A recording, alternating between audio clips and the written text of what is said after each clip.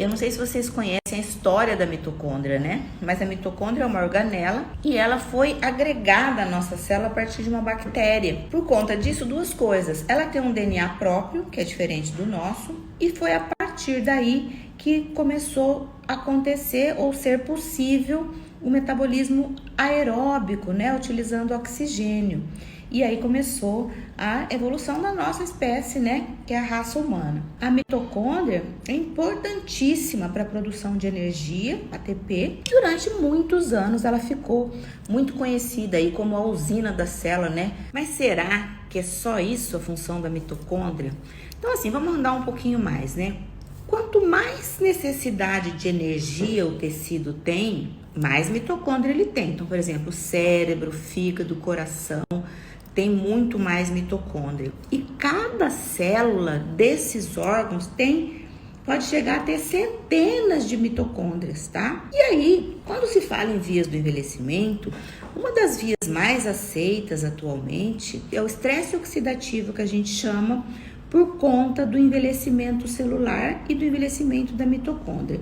Então, como a mitocôndria produz muita energia, ela também produz muito radical livre.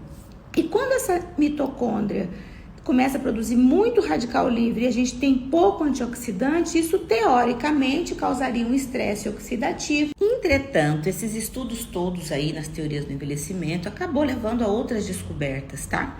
E hoje, quando a gente fala em teoria de envelhecimento, o que a gente sabe é o seguinte: a mitocôndria só gera esse excesso de radicais livres e falta de antioxidantes quando ela está envelhecida e disfuncional.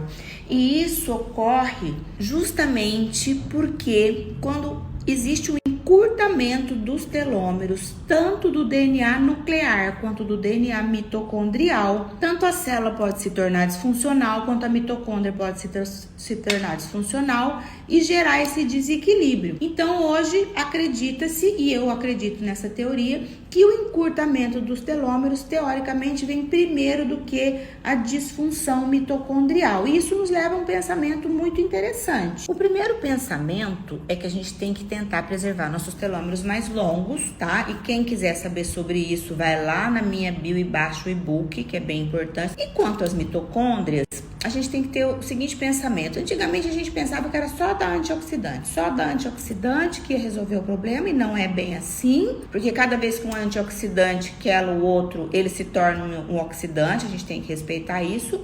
E uma outra coisa que a gente tem que levar em consideração é que existe uma comunicação entre o DNA nuclear e o DNA mitocondrial que precisa ser preservada. E quem faz essa comunicação são umas pessoinhas chamadas sirtuínas, são 7 as conhecidas atualmente, tá? E a gente, para ativar sirtuínas, enfim, jejum intermitente, banho frio, dieta do Mediterrâneo, exercício físico. E por último, um outro equívoco que eu vejo ser cometido muitas vezes é os médicos tentarem estimular uma coisa que a gente chama de biogênese mitocondrial, ou seja, aumentar a população de mitocôndrias nas células. Nem sempre isso é benéfico num primeiro momento. Por quê?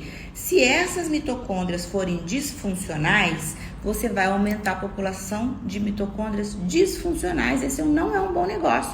Eu acabei de falar lá atrás que mitocôndrias disfuncionais geram mais estresse oxidativo. Faço o que então, Andréia? Num primeiro momento, diante dessa situação que o médico consegue identificar através de exame clínico e exame laboratorial, você deve tentar eliminar essas mitocôndrias disfuncionais, a gente chama de mitofagia, tem algumas substâncias que fazem isso, e depois então que você faz esse processo de mitofagia, aí sim você vai estimular a biogênese, que é aumentar a população agora de mitocôndrias saudáveis, jovens, funcionais e que não vão gerar estresse oxidativo.